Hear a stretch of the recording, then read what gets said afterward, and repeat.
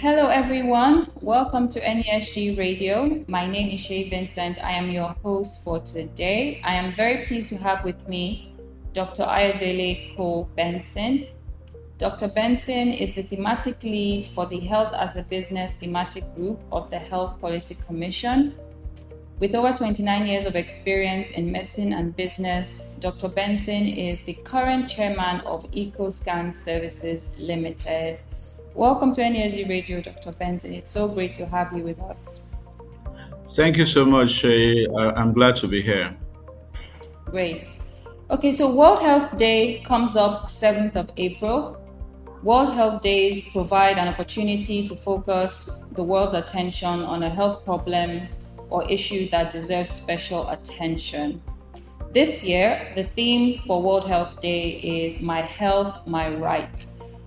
Now, the WHO Council on the Economics of Health for All has found that at least 140 countries recognize health as a human right in their constitution, yet countries are not passing and putting into practice laws to ensure their populations are entitled to access health services. Without health, a person is denied their right to be contributing members of society and to provide for their families. Right to health is the right of everyone to the enjoyment of the highest attainable standard of physical and mental health. So today we're focusing on my health, my right.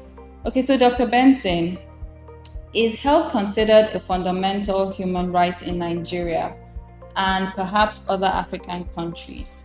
If yes, to what extent would you say we have this in reality? Yeah, thank you so much. Great question. Yes, regionally, health is considered as a right in Africa, in most of the African countries. Actually, the African Charter on human rights and people's rights, the African Charter on Human Rights and People's Rights, has the right to health as one of the guaranteed tenets in that charter.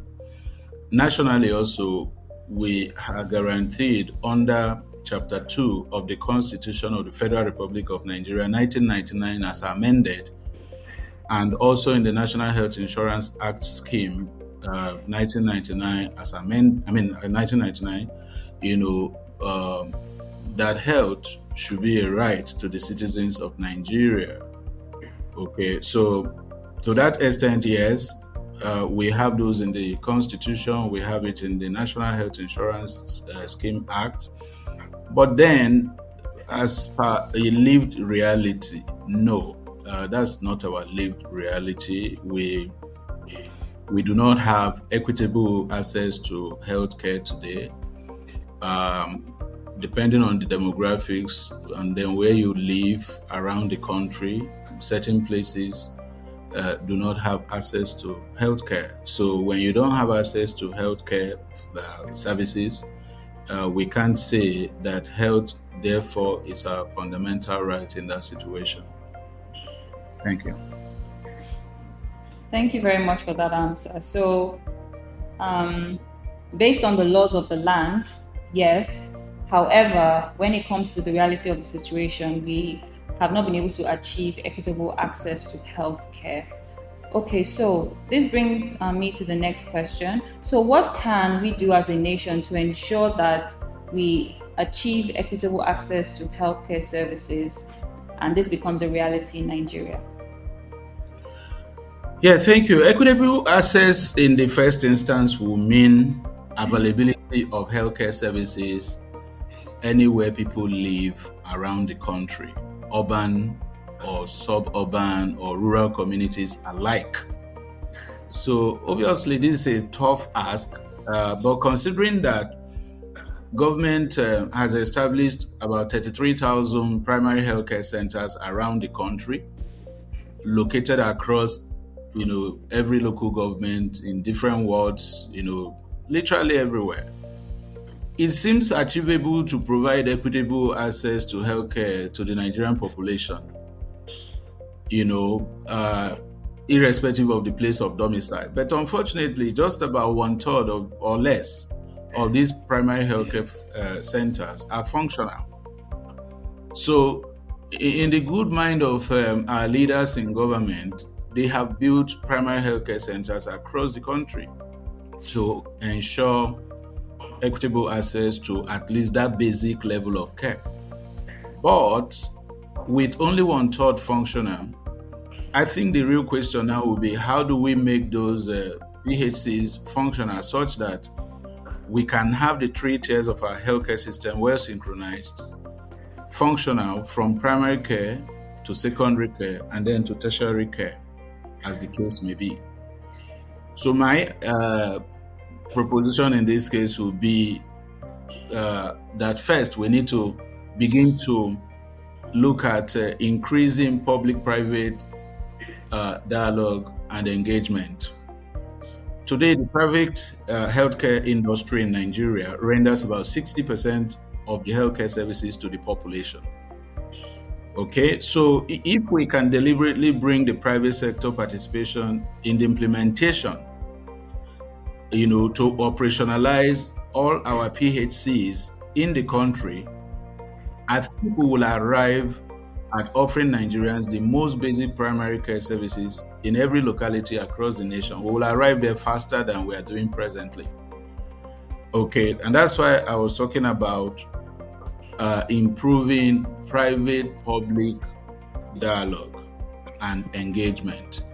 Okay, and if we do that, that will be a step in the right direction in providing equitable access to healthcare, to Nigerians. And now I'm talking about this from the supply side. In this issue around access to care, we always need to look at it from the supply side and also from the demand side. Everything starts from the supply side. If the healthcare service is not available, it is not available. So people can't even have access to what is not available. So we start from the basic supply of healthcare services. And that's why I'm talking about engaging the private sector more. They have the critical mass. They are offering so much already to Nigerians. Up to 60% or more of the care we receive as Nigerians come from the private sector. So if government is able to engage more with the private sector, I think we will be able to bridge the supply gaps in terms of spread of healthcare services across the country, in every local government area, across all the 6 geopolitical zones. Having done that, you then want to look at the demand side, which means if somebody is actually ill, how easily can that person go to a public hospital or a private hospital to obtain care without necessarily having all the money in his or her pocket? Because that also limits access. The fact that today more than 80% of our healthcare needs are paid for out of pocket. So that again is a problem when you talk about equitable access to healthcare. So on the demand side, there has to be mechanisms that allows population to access care at the time of need, even if it is at that basic primary healthcare level. To that extent, government has also come up with the basic healthcare provision scheme, and so that when that goes into force, perhaps well implemented, it will be able to provide access to primary healthcare to Nigerians, irrespective of your place of domicile. But that is having solved the supply side of the equation. Then that demand side can be bridged by the Basic Healthcare Provision Fund. Thank you. Great, fantastic. Thank you very much. So one of the key things that you highlighted is the issue with functionality of primary healthcare centers, and that's something that we need to address. And involving the private sector is a very important way for us to address that issue. So thank you very much. Okay, so we've talked about equitable access to healthcare. We also know that quality healthcare is also a big problem, access to quality healthcare. So people might be able to access primary healthcare centers, but the quality of care might leave a lot to be desired. So what are the constraints to quality healthcare in Nigeria, and how can these be overcome? Yeah, so the issue around quality is not a problem that can be solved just you know in a day. It will take some deliberate steps. Now, when you talk about quality, you will also want to talk about pricing, okay? Because quality, to a large extent, will also impact on pricing of the service that is to be obtained. Now, against the backdrop that as a nation, where we are right now, in the general scheme of things, we are facing significant inflationary trends. Last month, for instance, we were having figures around 31% inflation rate. Now, having a reasonably priced, high quality care becomes a tough ask. That is where the care is available. Because when you talk about quality, you're going to look at first the cost of delivering that care, cost on the supply of the service that you want to, that the patient has come to assess.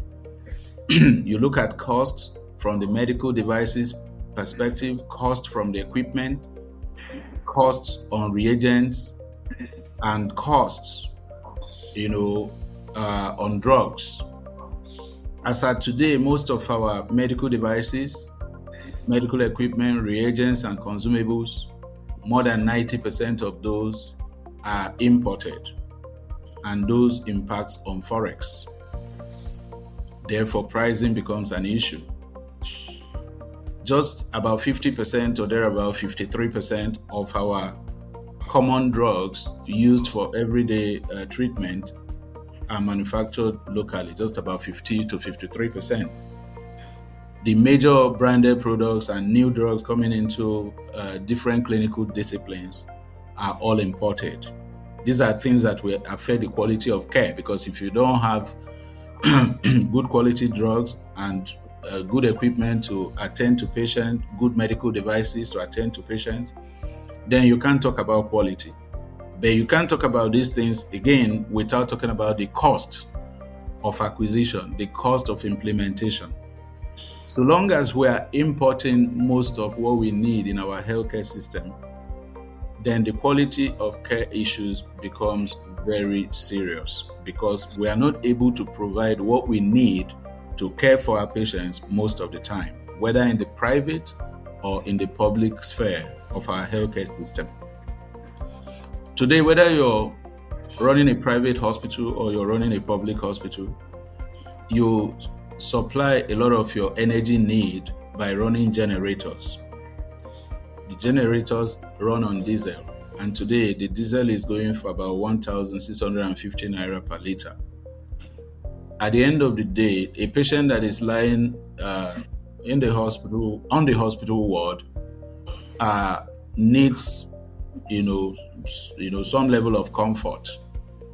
Whether you're running the air conditioner or you're turning on the fan or whatever, you're using any equipment on that patient that will impact on quality, you need to run on power. And that's affecting the price of service delivery. And therefore, in an attempt to cut costs, sometimes the hospital is not able to provide power to to run its own services. You also talk about the human resource aspect of quality, human resource aspect of care delivery that will impact on quality. Again, we have a situation where Nigerian healthcare workers are living in droves to other African countries, to Europe, to America, and every other part of the world for better economic circumstances.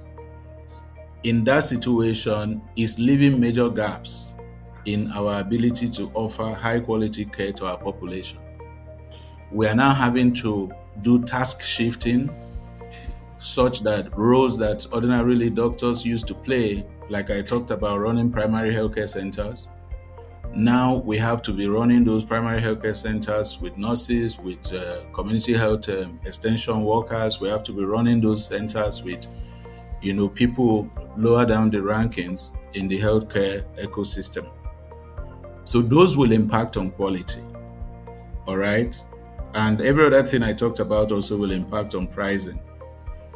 When you talk about rendering private healthcare services in Nigeria, even the hospitals and health facilities that are doing very well, at the end of the day, spend close to 30% or more of their income on wage bills. And where you try to cut the wage bill costs, it also means lowering on the quality of the personnel you are using to deliver the service. And that will impact on cost. So I think that, that will not only impact on cost, it will impact on quality, I meant to say. So I think that what we need to do would be to find, ways of bringing, again, the government in this conversation to see how we can better our circumstances as a nation. We have to be deliberate in policies that lower the eventual cost of running healthcare services. Whether you are importing medical devices, whether you are importing drugs, there has to be metrics or policies that will lower the cost of that importation. We need to improve on the volume of our local manufacturing of drugs and medical consumables. We need to, because if we don't, we cannot always afford the high cost of importation. So we need to have local access. We also have to be deliberate in getting power to our healthcare facilities, because medical equipment run on power. And where you always have these interrupted power supplies, we cannot render high quality services to our people. We need to lower costs, of service delivery in order to be able to achieve a certain level of outcomes in terms of quality. Now, on the demand side, like I said before, we need to strengthen our health insurance systems such that on the demand side, people should be able to access healthcare services at the time of need without having money in their pocket. Because eventually, if we have a health insurance system that works for the population, unlike what we have today, then even the suppliers of the healthcare services will be able to go all out in making those provisions available, because they know that people have ability to pay when they obtain service through maybe a third-party payer system, like I said, strengthening the health insurance. So these changes need to happen before our overall quality can improve. It is not enough, for instance, to set up a quality commission without dealing with the issues around the supply, the cost of supply of services, and the cost of demand for those services. We also need to improve on regulation. If we're talking about quality, there has to be minimum benchmarks enforced, in the industry, to be able to limit people in the kind of things that they are able to do in that industry. Today, you go to motor parks, you see people peddling drugs, carrying it on their heads, selling to, consumers that are ill-informed. Some of those drugs are expired, some of those drugs are fake. And these people go freely, walk freely in the society, hawk these drugs around without anybody questioning what they are doing. You find a situation where any medical personnel who puts on a white clothing in the name of clinical code is called a doctor. That impacts on quality. So until we also have regulations that keep people in check in what they are able to do and what they are able not to do in the healthcare industry, we will struggle with quality. So if our population must enjoy health as a right, then we must implement regulations by government that will help to sanitize the industry, the healthcare industry, whether in the public sector or in the private sector. Issues around licensing, issues around minimum operating standards, issues around continuous medical education. These are things that impact on quality, and somebody has to enforce them. Somebody has to enforce those regulations. Thank you. I think I should stop there so I don't go on and on. Great, fantastic. That was a very exhaustive answer, Dr. Benson. So you talked about the importance of lowering cost for service delivery, improving the volume of local manufacturing. So that's critically important.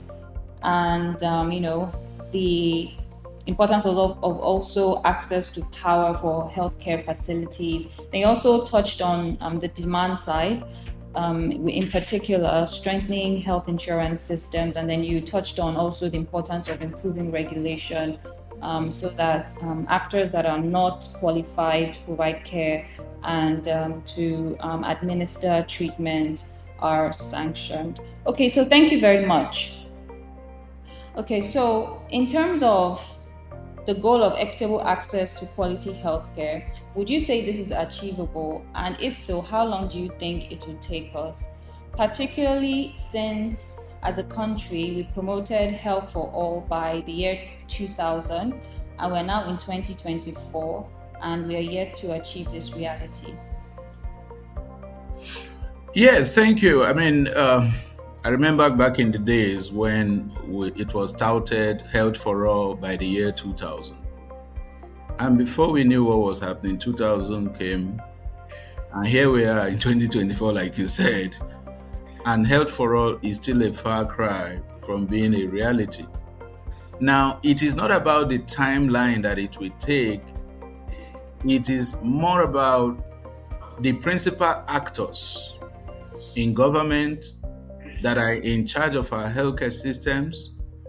It is about what they do, to make health for all a reality.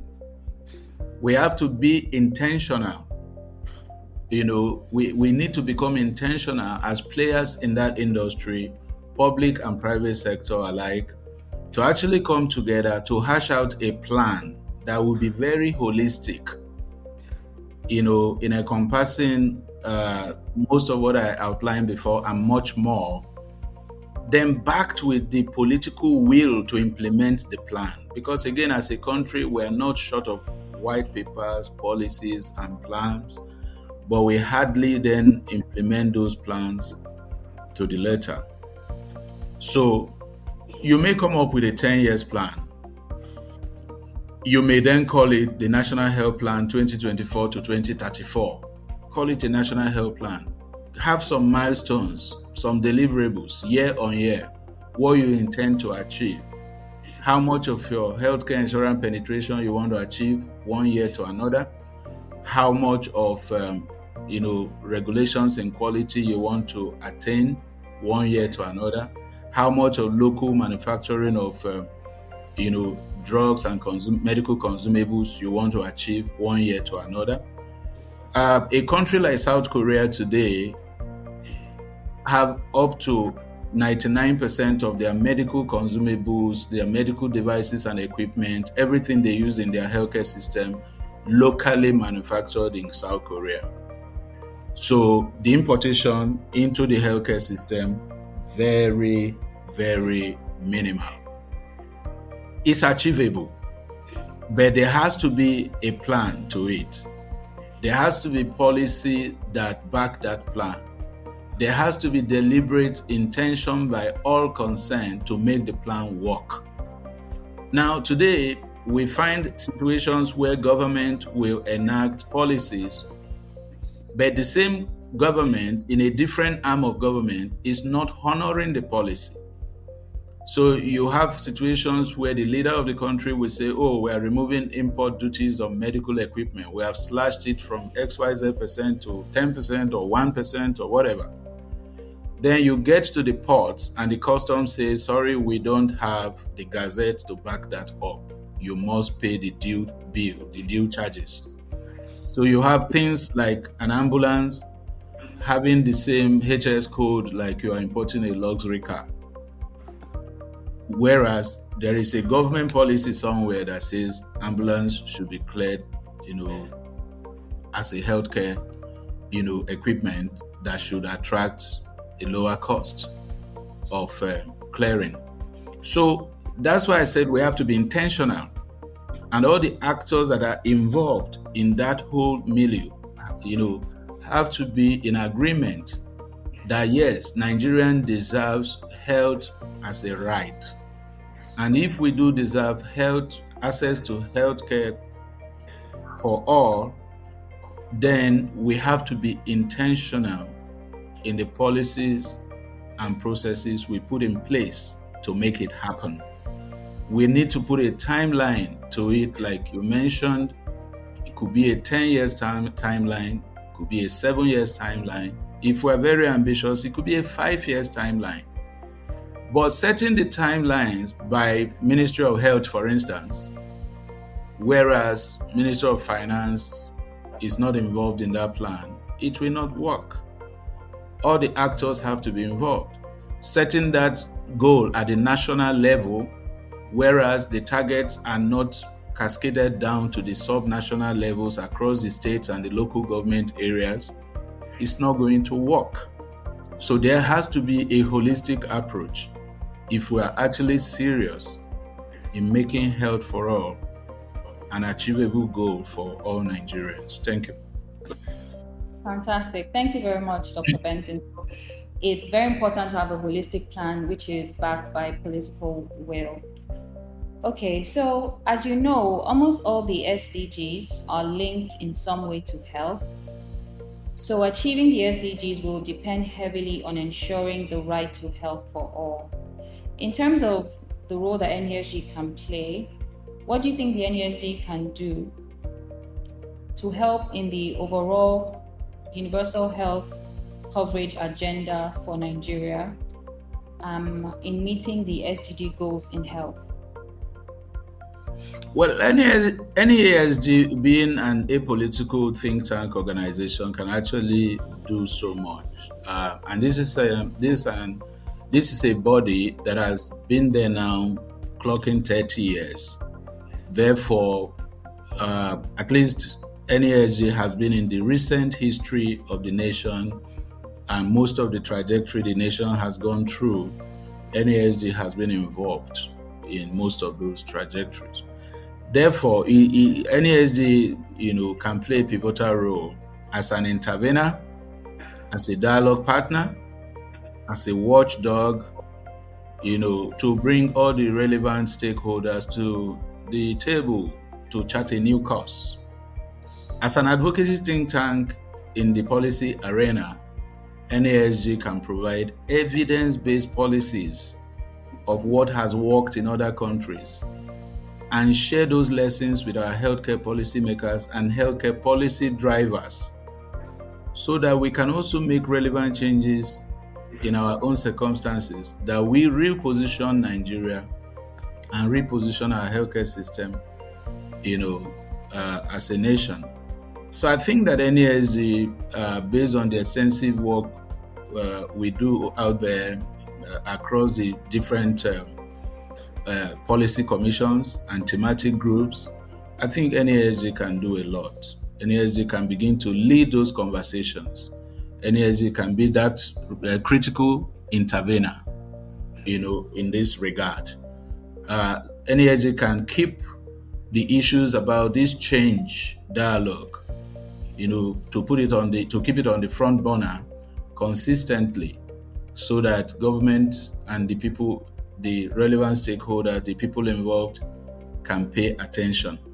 So I think NESG has a lot to do, and we also need to, deploy the right the right tools in that whole engagement process to be able to get the attention of the critical stakeholders that needs to be having this conversation.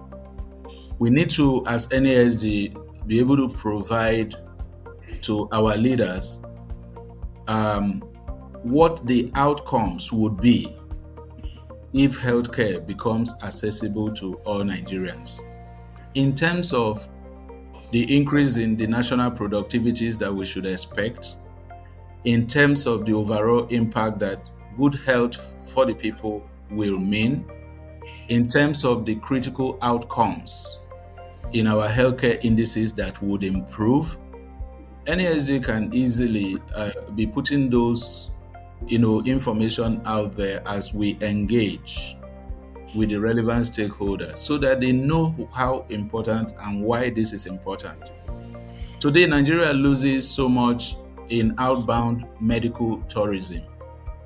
When you check the statistics, people are citing $1 billion per annum, people are citing all manner of figures that leave the country in multiples of millions of dollars annually for people through people seeking healthcare overseas.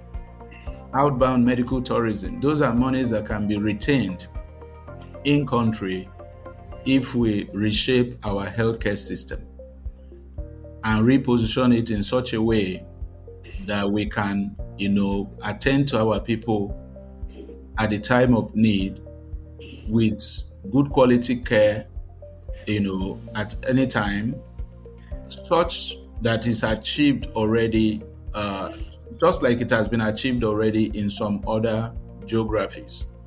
If other countries have achieved it just by being meticulous and being steadfast in their quest to that accomplishment, I think we too can achieve it, but we need to be deliberate. So NASG can bring all this to the table. NASG can lead in those conversations. NASG can continue to advocate. And I believe as we do that, we should be able to get the right attentions, especially because NASG, like I said, is apolitical, non-partisan. So this is not about the interest of any sector or the interest of any one human being. No, it is about national interest.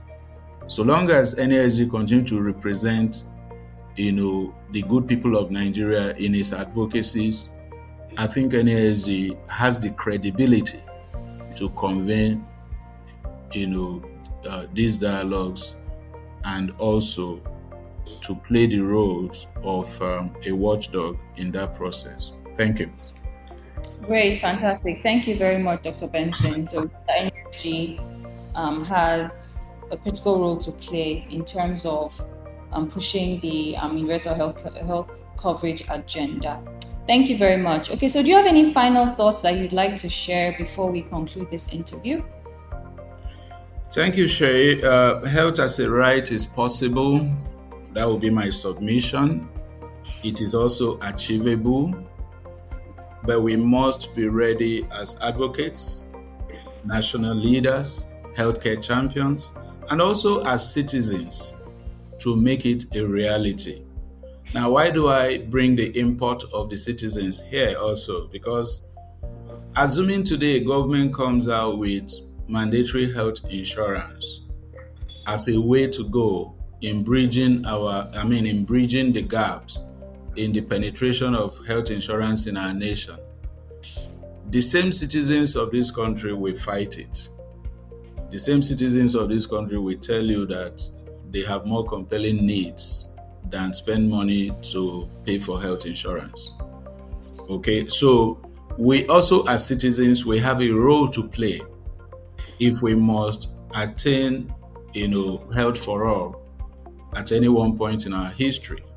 If we must make access to universal health care possible, then we have a role to play as citizens, such that when government actually come with one policy or another in the direction that will lead us to that overall goal, we as citizens have to cooperate with government to make it achievable, to make any plan that has been put in place to be workable. If we continue to have resistance from our own population, then it becomes difficult to implement. And I say this because of the experiences that some states that are trying to implement the health insurance scheme in their various states, the challenges that they have encountered, even from their own citizens. It tells you that we do have a role to play as citizens to cooperate with government, to work with government, to make health for all a reality. So that would be my final thought, so that we are not pushing the buck only to the side of government. No, as citizens, as healthcare leaders, as healthcare advocates, as healthcare champions, we all have roles to play in that whole agenda. But we need to start talking to each other. We need to start to have those conversations so that people will see what is in it for them, so that the population will see what it is actually that this goal will mean in their lives, such that government will be able to see the economic indices that will dramatically change for the better if our citizens are healthy and they have access to healthcare at the time of need. Once we begin to have those conversations and we are ready to, put a skin in the game, as they say, both as individuals, as leaders, and as healthcare champions, then we are most likely going to be able to achieve our objectives. So those will be my final thoughts. And thank you for having me on the show today. I hope that Nigeria will experience health as a right to its citizens in our lifetime. Thank you. Great, fantastic. Yes, we all wish that. And thanks for emphasizing the importance of all stakeholders, playing their part, particularly the importance of, citizens cooperating with, critical policies that have been put in place by the government. So thank you so much, Dr. Benson. It's been fantastic having you with us. To listen to more episodes, please be sure to visit our website, www.nesgroup.org/podcast. I've been your host, Shay Vincent. Until next time, bye for now.